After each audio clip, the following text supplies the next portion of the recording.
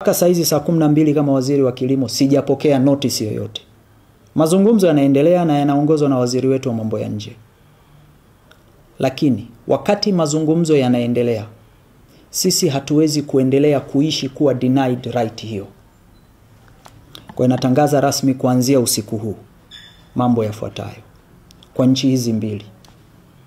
South Africa imekuwa ikiingiza Tanzania fresh apples.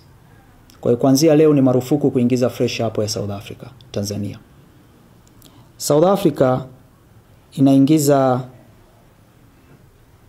matunda mbalimbali yakiwepo zabibu na mengine.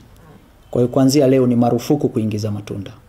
Kwa hiyo hatutaruhusu zao lolote linalotoka Afrika Kusini linalohusiana na kilimo ndani ya nchi yetu. Kuhusu nchi ya Malawi, mpaka sasa hawajafuta notice walioitoa.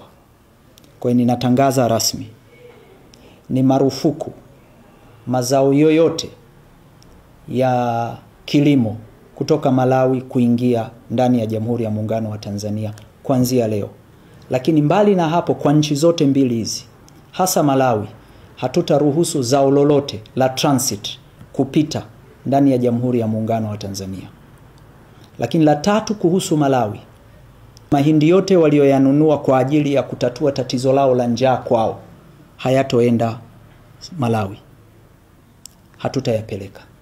La tatu, tarehe 1 mwezi wa 5 walikuwa wanaanza kuchukua mbolea kwa ajili ya maandalizi ya msimu wao wa kilimo kutoka Tanzania. Hatutaruhusu mbolea yoyote kwenda Malawi. Nataka tu niseme, na hatua hii haihatarishi usalama wa nchi, haihatarishi food security. Hakuna Mtanzania atakufa kwa kukosa zabibu ya Afrika Kusini.